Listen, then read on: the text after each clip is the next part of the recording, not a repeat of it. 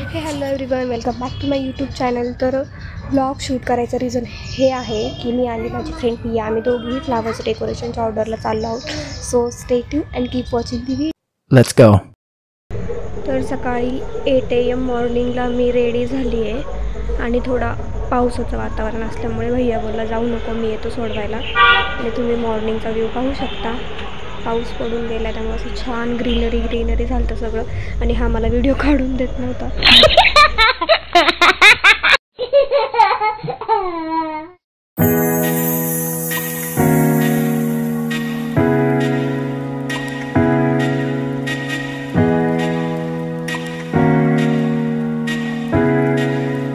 तर या पद्धतीने मी पियाच्या इथं पोहोचली आहे भोसरीमध्ये.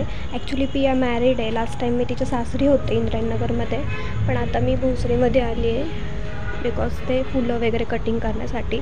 कट वगैरे आम्हाला खूप लेट झालं होतं. कटिंग वगैरे करून पॅकिंग वगैरे करून लगेचच पियाने कॅब बुक केली. आणि ह्यावेळेस विशेष म्हणजे काकू पण सोबत होतं बिकॉज आम्हाला ॲड्रेस माहिती नव्हता आणि रिद्धी स्पाईनमध्ये ते होतं.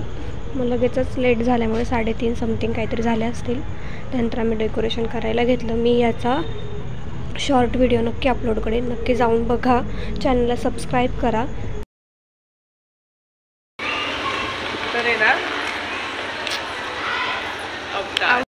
ॲज युजल ऑर्डरला जाताना आम्ही एकदम टकाटक जातो, पण येताना अवतार मात्र होतोच. त्यानंतर थोडंसं फ्रेश वगैरे होऊन आम्ही गप्पा मारत थोडंसं खाल्लं वगैरे. खूप दिवसानंतर म्हणजे असं एकत्र राहिलो तिच्या घरी. म्हणजे मी राहिले ॲक्च्युली आफ्टर तिच्या मॅरेजनंतरच.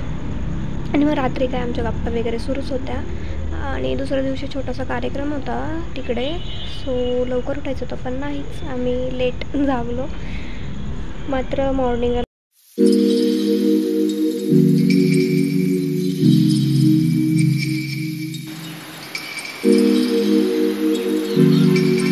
तिच्या गॅलरीमधला हा व्ह्यू माझा फेवरेट आहे ऑल टाईम. रात्री जेवढा सुंदर दिसतो तेवढाच मॉर्निंगला पण. आणि त्यानंतर मग 5 वाजता मी मस्त नाश्ता वगैरे केला आणि त्यानंतर काकूंना मदत केली. काकूंचा सकाळी पहाटे 4 वाजल्यापासून स्वयंपाक सुरूच होता. त्यानंतर मग वृता आली आणि वृताची मस्ती सुरू होती. पाहुणे असल्यामुळे मी जास्त काही शूट करता आलं नाही मला. नाव काय तुझं?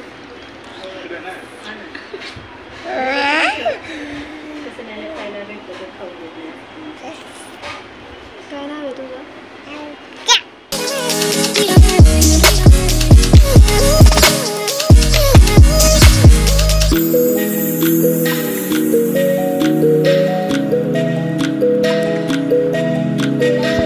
करा आवडला असेल तर. Okay bye, thank you.